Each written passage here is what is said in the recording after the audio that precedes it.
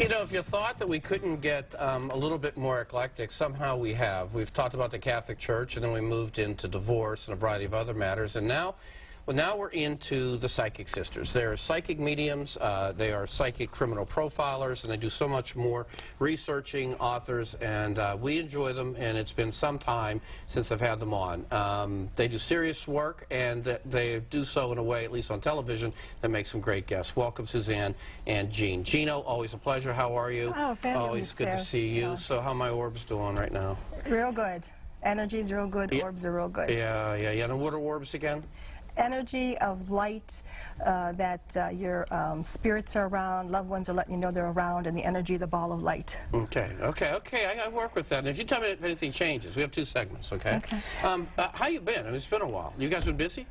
We've been busy. We've been fabulous. We've been working on missing person cases, and we've been actually teaching some classes.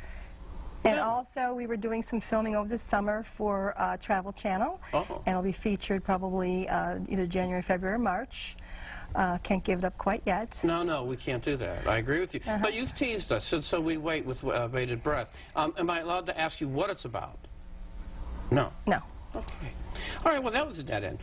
You guys are titans in your field. Let's talk about a sad case, but one that brought peace to a family. And we're going to show the missing banner, I can't think of the right word right now, flyer that was out there involving Mickey Edward Scheller. Tell us about this story, Jean. We were contacted about the first week of October. Mickey had gone missing in August, and Vicki Scheller, who is Mickey's mother, had called my sister and I, had asked us, you know, he's been gone about 8 weeks, can you please, you know, help us? And it's a local case in Butler County, and we decided to call her back and to say, yes, you know, we'll try. And so we had a meeting with her, and we talked over some energy places we felt to look and to see where he was at. We volunteer our time with this, so the first thing that we do is once we connect it to the parents, you know, we felt the energy that Mickey was not with us anymore. There was talk that he could have been in Ohio, or he could have, you know, ran away for different kinds of things. And then after that, once we had energy, we went and we drove around the areas that we thought, which was McConnell's Mills, Moraine State Park, 488 Hillville. He lived in New Sewickley. And so once my sister and I narrowed it down after a couple of days of, you know, getting the energy, was he here alive, wasn't he here? We narrowed it down to Kelly Road in Prospect, and also another area in 528.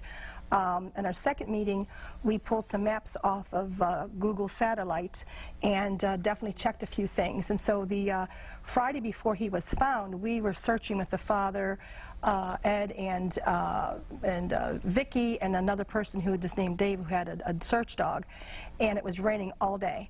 And so we went to several spots, and we said we need to have, you know, the search dog to go up here and over here. The search dog was not there yet. He wasn't there yet. We were ruling out energy where we thought he would be at and where he would not be at.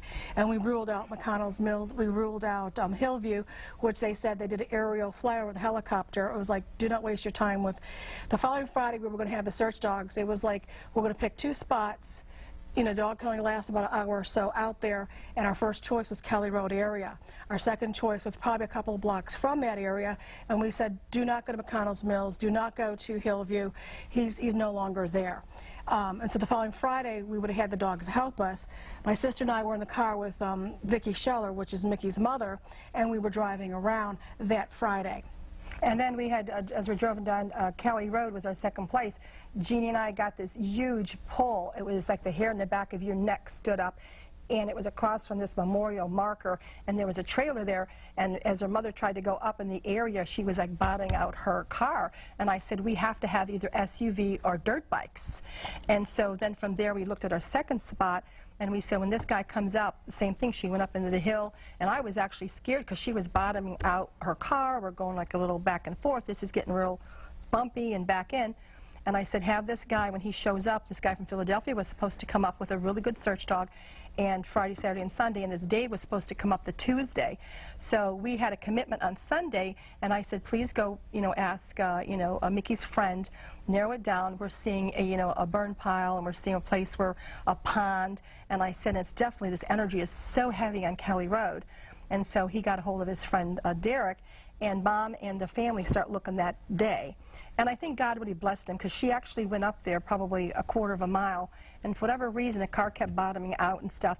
And since Jeannie and I were going up and down the road anyways, people knew we were needing ATVs, people knew we were needing dirt bikes. So Mom was up that way up until about 2:15, and when she went home, somebody said a half hour later they found Mickey exactly where she was searching at. He was found deceased.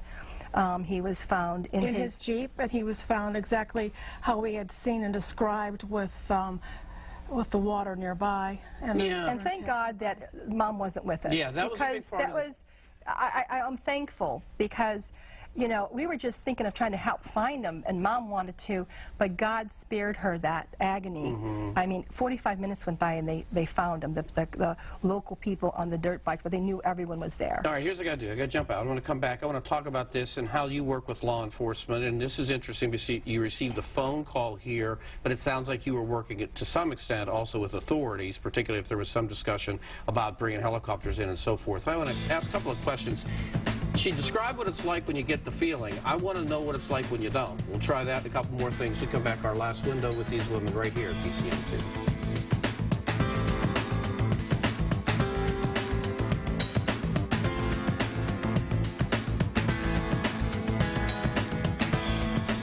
Unless you're Clark Kent, you may not be able to read that. However, you were able to hear a lot of it from the sisters that are here tonight, Suzanne and Jean Vincent, psychic criminal investigators. And, you know, ladies, and I know we've talked about this before, we've talked about it off the air some time ago. Your time is largely donated. It's something that you do to try to help. It's a tool in some ways, and in other times you are working with authorities. What moves you to be that engaged in something like this? We just, if we have the ability to help, if we have the ability for a law enforcement person just to take the tools that my sister and I are picking up, a location, to go, like an example on Kelly Road, just go out there, take a drive out there, get a SUV out there. We want to help is the bottom line. The bottom line. And we volunteer with it, and so as a added tool to a missing persons case, have the detective call us. We don't mind helping. Yeah, and I know that you've made that point. Forgive me for a second, Suzanne. I know that you've made the point of you're not here to sell. I mean, it's very obvious. You obviously are passionate about this, and I think we've all seen cases that are brought to the public's attention where families do get an interest in, some level of urgency, and arguably the level of desperation that requires them to try to find out more. It seems like you were able to provide relief in some respects for the mother. This fine Mickey Scheller Facebook page, really, that we showed, chronicled much of what you told us. At the end of the day, it's the worst scenario. Oh, it's the worst. And the yet, worst. on the other hand, you provided something for them. You have to have closure. Not knowing eats you alive. Just not knowing where your child is. Now, when you do this, and I mentioned moments ago that a lot of times you'll do it in conjunction with authorities and what have you. You said that you had a handful of places, Jean, and that you ruled them out. Now, you said a little later that when you were by this body of water, I believe in particular on Kelly Road, that your hair came up off the back of your head. I mean, it was a real reaction. It was a physical reaction. Yeah, very physical reaction. Okay. And so the process was we went to the mother's house and we got the energy off her because Mickey is part of the parents. And then we had asked for some maps of the area that we had also had doused with and had used our crystal. That as a tool with the feeling that we had when we drove by, confirmed he was not here and he was not at these other places. Kelly Road area, when we went down, the mother was actually driving. I didn't know the area. My sister and I both had a very strong feeling. The hair just stood up, and then there was an actual physical pull towards this hillside. And I had told Vicki, and my sister also had said, when the dogs come back, we have to go here. So you'll actually feel an energy, a change of energy in the air, and that's what happened where we knew from past experience working on past cases, this is where his body is going to be found, in this grid right over here. Okay, so in contrast to actually having that physical draw and physical feeling, it sounds to me that as you go through the process of elimination, they're basically in two broad strokes here.